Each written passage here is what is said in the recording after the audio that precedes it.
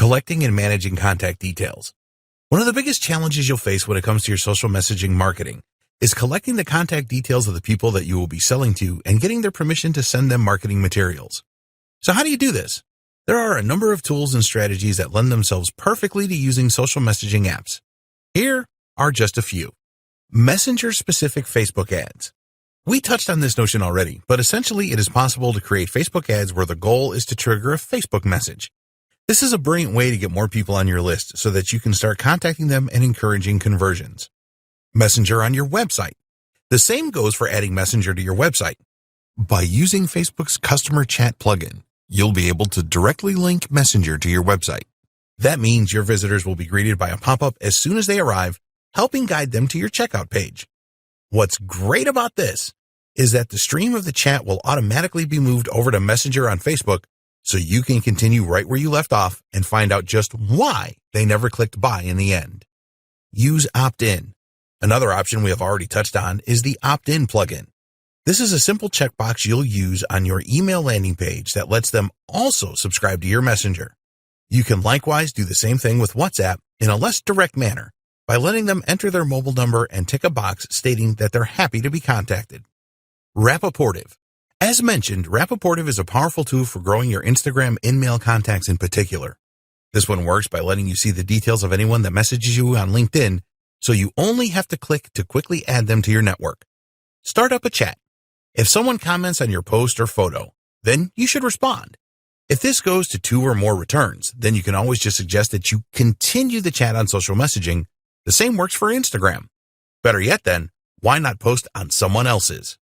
Invitation.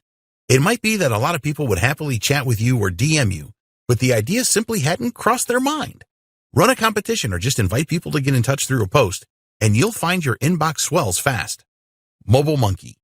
A number of tools, including Mobile Monkey, ManyChat, and What's Help, can help you to generate leads on autopilot. These work by letting you convert anyone who comments on one of your posts to Messenger contacts. Basically, this works by using a bot which will automatically message anyone who answers a set post or question. The message will link back to your post, ensuring they know why they're being contacted and using that same excuse method we have used in person previously. This is a brilliant way to grow your audience without even trying. Customer Match. Customer Match is a tool that uses an API to send messages based on the first name, last name, or phone number. If it finds a match, a person who is on your list but isn't also on your Facebook Messenger, then it will send a request for them to opt in. Best practices for building relationships and making sales. How successful you are when you message someone on a social messaging app will come down partly to how you conduct yourself and your communication skills. Keep in mind that you are messaging someone through a platform that is ostensibly meant for friends and family, and that they may take offense at this. This is a delicate line to walk then, and you need to be careful about how you phrase your messages in order to get the best response. Use their name and be personal. A lot of bulk email services and programs will allow you to insert the name of the person you are emailing, which, of course, will help them to spot the message in their inbox. We have been conditioned to look for our name in blocks of text, and so this is a good way to make your message stand out initially. Don't overdo this one, though. It has been used a lot, and so it's actually starting to be seen as a sign that a message is a piece of marketing. "Hey, John," is a subject line that John is seen too often, so use it subtly and creatively. Using their title or mentioning something about them like the website they own can be more effective, for instance. The same goes for your social messaging. Try to refer to the individual by name to demonstrate that you are not just sending out large amounts of spam content without giving any thought to who is on the receiving end. Another tip in this same vein is to try and do your research where possible.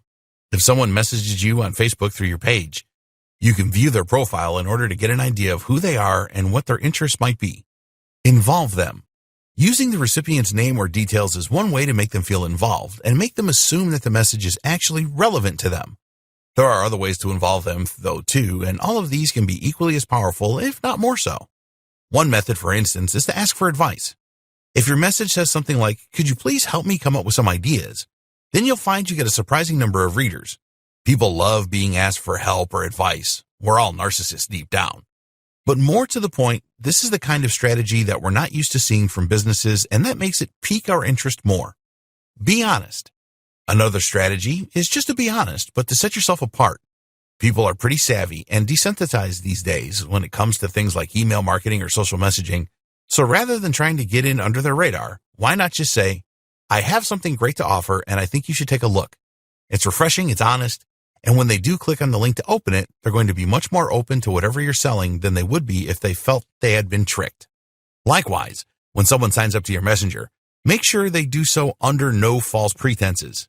You intend on selling to them, then say that. Cold sales. Every now and then, you might decide you want to try messaging a potential lead cold. That means that they have not given you any explicit or implicit permission to message, and you are not in any way continuing a conversation or answering something they sent. When doing this, it is still important to ensure that you have permission to contact the individual and that they are genuinely engaged and interested in your brand. It's also important to keep your message short, brief, and to the point. Start with a phrase like, as a loyal customer, or thank you for liking our page. This can help to get the conversation off on the right foot and can help to explain away the message out of the blue a little. You should still keep your messages extremely short and should aim to ask one question in them. This way, you will get them to engage. That question should be something interesting, and it should be something that they can answer quickly with a yes or no answer. Interestingly, you may have more luck if you try to get them to answer no rather than yes. This is because we are asked to say yes to marketing messages too often and have become desensitized. Answering no feels different and makes us sit up and take notice. For example, asking, can you spare a moment? Is less likely to be successful than asking, are you busy right now? Internal uses, providing services, and more. There are countless more powerful ways that you can use social messaging in your business. Let's touch on just a few. Making the call. While using social messaging apps is very powerful when you type, they can be even more powerful when used to discuss something face-to-face over a video call. This way, you can persuade with your gestures, your tone of voice, and your physical demonstrations. It's much harder to say no to someone's face, and it's much easier to feel you trust someone that you can actually see. Networking and finding business partners. One particularly good reason to make a call via Facebook or Skype more possible is that you can network. While a customer or a client might be reluctant to let you call them before you do business, you'll likely find that a fellow business owner or marketer is much more likely to see this as a normal activity and therefore to actually respond to your requests. This makes it ideal for influencer marketing then, or for finding a partner that can help you take your business further. The best part is that a lot of influencers and marketers aren't used to being messaged on Facebook or Instagram, and so this is more likely to get opened than a message by email. If you then start up a call, you'll find you can build a much longer lasting and more impactful relationship. Providing your service. Another option that you might not have considered is using Messenger or WhatsApp in order to actually provide the service. This is the product then, and so it's also the perfect place to market it. An example of this might be to sell some kind of course or training program that consists of sequenced messages through Facebook. Or alternatively, maybe you provide free consultation, coaching, or fitness training via WhatsApp. You can also enhance your current service by adding a chat functionality. For example, Amazon Kindles have built-in tech support, letting anyone call a member of staff to ask for help. You could offer something similar.